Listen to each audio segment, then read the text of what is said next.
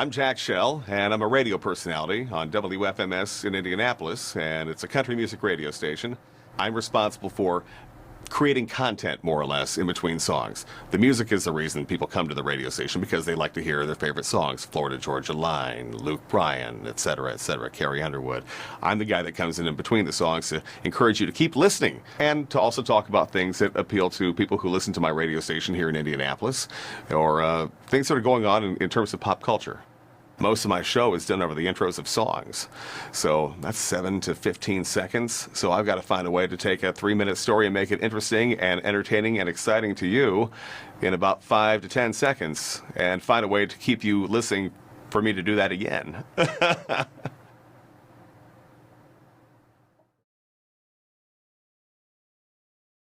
My father was in broadcasting, so I kind of had a bit of a jump start. So I started going to work with him as a little boy, and I loved radio, though, before I was even old enough to understand what my father did for a living. Because I'd go to bed at night with a little blue transistor radio listening to WLS in Chicago and the great disc jockeys there. And then we had some in Peoria, my hometown in Illinois, that I loved on WYRL. And I thought, man, one day I might get the chance to do this. And I was very lucky to be able to do that. By the time I was 16, I had found a way to continue to go to work with my father for many years, which led to a full-time job, running the board for syndicated programs, getting to read the weather forecast once an hour, and then they finally let me do an overnight shift. For 2 hours in the middle of the night, I got to go on the radio and play country music on WXCL in Peoria, and I was just awful, just terrible.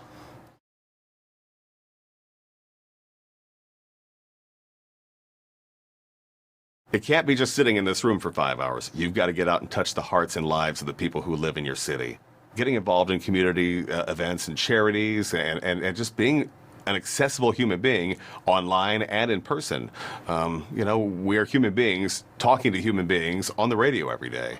And it's when you make that connection, that one-on-one feeling that the listener goes, oh, I like this guy, that you become successful. And it doesn't happen overnight. It takes a lot of time, but it's a lot of fun and very rewarding once that does happen.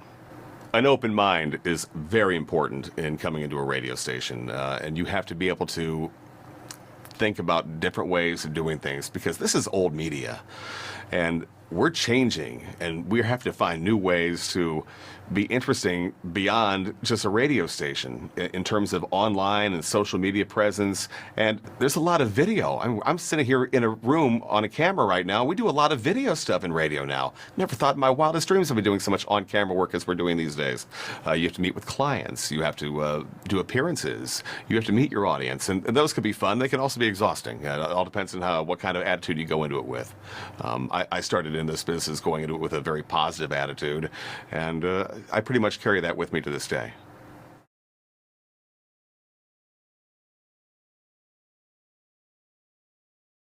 Well, there are several paths in which to do this. There are some people who go to school and take classes. They go to broadcasting academies and they get certificates like a college, and there are many schools out there. In fact, here in Indianapolis, there are a couple high schools that have better facilities than the one I'm sitting in right now to teach kids how to become radio broadcasters. All the training I got for this career field, I learned on the job, and that's really the best place to learn it.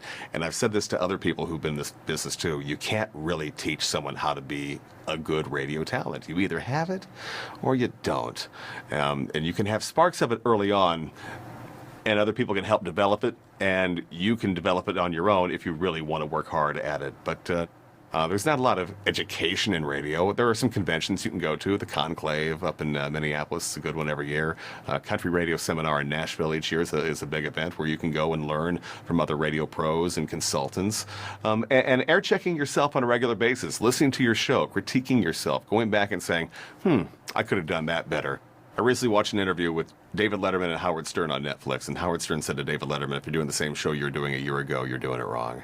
And boy, if that wasn't eye-opening, because I thought to myself, you can become complacent doing radio, and you can do the same thing every day. So I do reach out to a lot of my friends on a regular basis going, what did you do differently today? And I got friends that work in radio stations all over the country, from New York to Chicago, Tampa, Nashville, and we chat online. We chat on Facebook or text message one another during our shows at times. Hey, because not every day do you have a great idea, and somebody maybe in another city is feeling that or can inspire you to be better.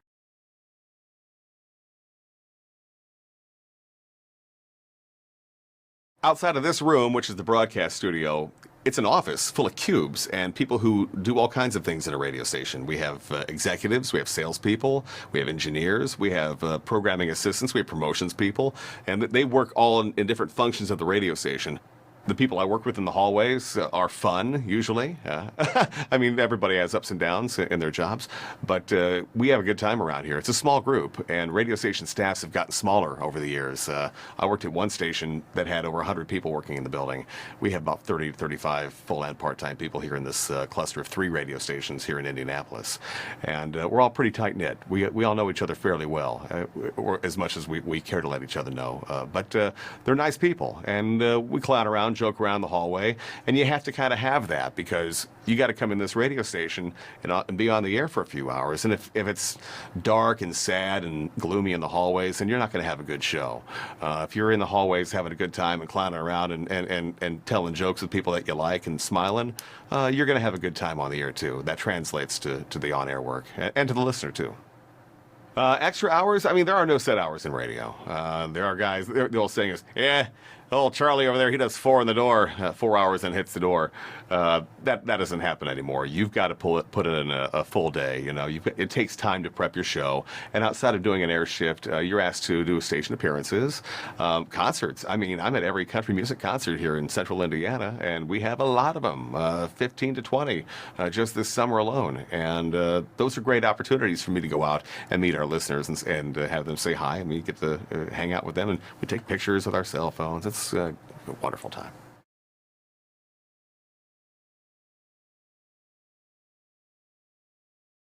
When I was a kid, I had a radio station set up in my bedroom. I'd make fake radio shows. And I know I'm not alone in this. I've talked to other guys who are also introverted nerds who became radio personalities. And that's also another odd characteristic of us. You know, make tapes, practice.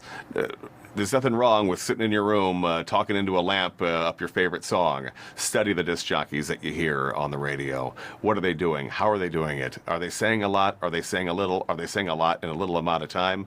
That actually is the answer. And once you can accomplish that, then you can do this.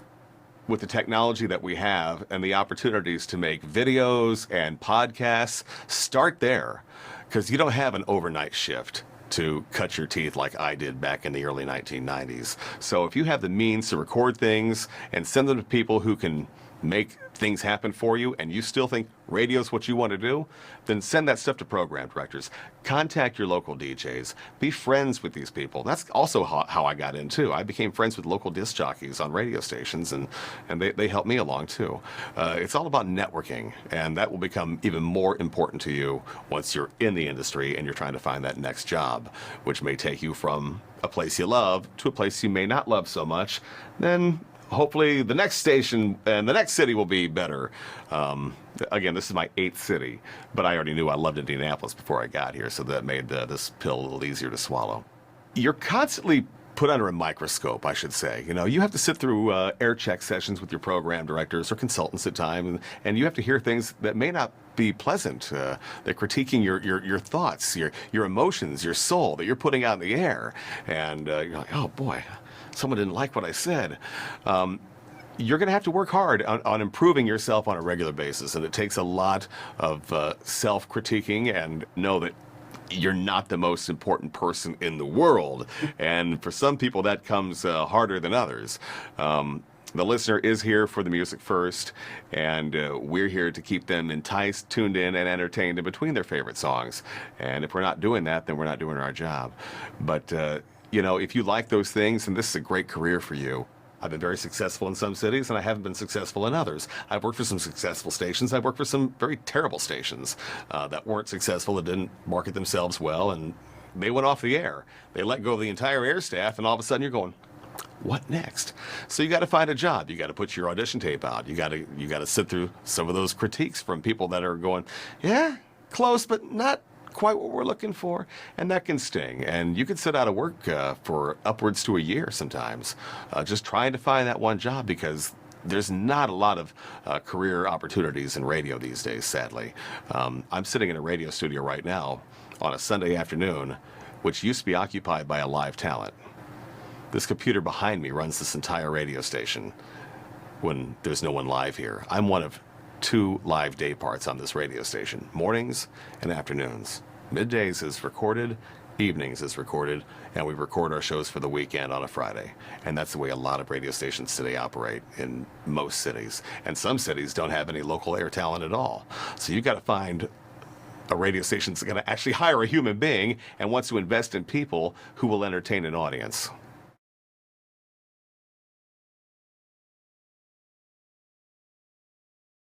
I work a full 8-hour day. I get in the morning about 9, 10 o'clock, and I begin prepping my show. And I'm also here to assist sales if they need me to help juice up a copy for a client, or our production director down the hall needs me to read something for a commercial. So I perform many functions in the radio station outside of being an on-air announcer for 4 to 5 hours every day. Upon entering the building, I say hi to the same people I see every day, much like most people do at any job. I sit down at my desk. I pour a second cup of coffee over my face, and I begin show prepping. I sit and I read the internets, I read the trades, I look at Twitter, I look at Facebook. I sometimes maybe instant message a radio friend in another market, what are they talking about today? And I begin outlining my show. I have 5 to 6 breaks an hour, and I have to decide what I'm going to say over this song, what I'm going to say going into a stop set break, a commercial set, and it all has to count. Oftentimes what we do in this business is very repetitive. The music is repetitive. The things we say can be repetitive. We just find different ways to say them. The challenging part is coming up with fresh, unique ways to say the same thing over and over again, because otherwise you are saying the same thing over again, and what's the point of that? You might as well have a recorded person in here or just run recorded messages. So my job is to keep it fresh.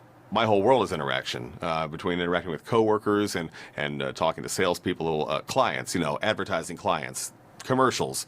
You may not like them as a listener, and oh God, they commercials, punch out. Well, that's what keeps me employed. That's what keeps the lights on. That's what keeps all this going. You don't pay to hear music on your radio station. The clients do.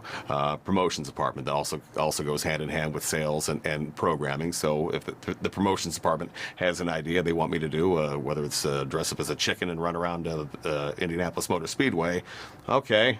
What's it for? Oh, for charity?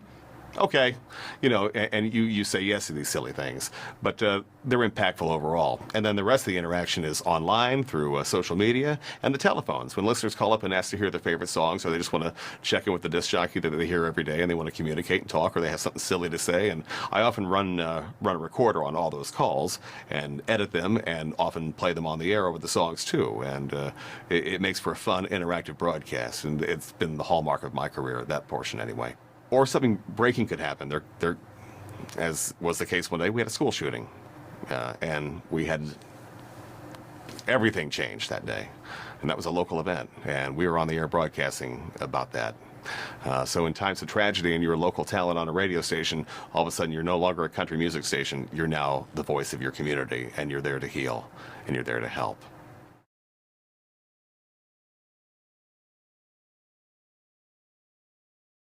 We have so many goals in radio stations. Ratings, of course, the biggest one. That's getting people to listen and tune in on a regular basis. Revenue is the result of strong ratings, because if the ratings are good, then revenue is high, because it's easy for the salespeople to walk out in the public and go, hey, these ratings here, would you like to buy an ad schedule? And therefore they do. But outside of that, community involvement, and especially in this format, I'm in country music radio. And the only reason country music radio is so successful is because the artists are so accessible. And the country music concerts that are performed all across this country in stadiums. This is the new rock music. This is the most popular music there is right now. They sell out these stadiums and these arenas and these amphitheaters. And the fans go crazy for it because they feel like they know their singers, because they have access to all the information about them. They can go down to Nashville and go to the CMA Fan Fest and actually meet their favorite singers. And some of these are superstars, mind you, not just up-and-comers. The connection that country music has with the fans is unlike any other music genre there is. Maybe jazz, but country really has a stronghold on that. And then on top of that, sometimes we can connect a country artist to a charitable event. We do radiothons with the Riley Children's Hospital here in Indianapolis, and I've worked with St. Jude in my career as well. And sometimes our relationship with the country music community allows us an opportunity to have a country singer sit in with a sick child. It's those kind of things that matter. So these are all goals that involve touching our audience and at the same time promoting our radio station, but not being over the top about it, where we want people to go, oh, oh, oh, pay attention to us. We do it because it's the right thing to do.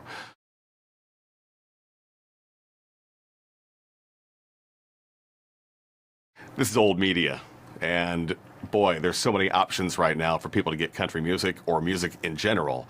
So trying to stay relevant in a world where there's Spotify, there's YouTube, there's Apple Music, there's streaming on your television, there's satellite radio.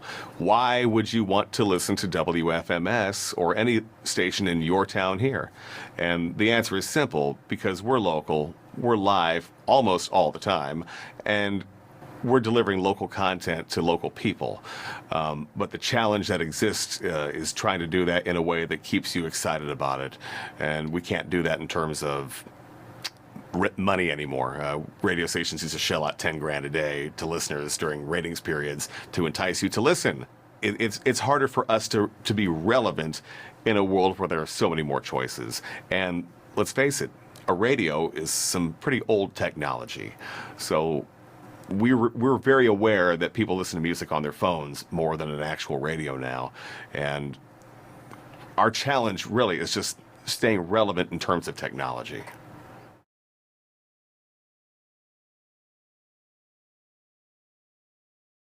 The industry itself, I think, will still be around. I think radio has adapted over the years and will continue to adapt and evolve.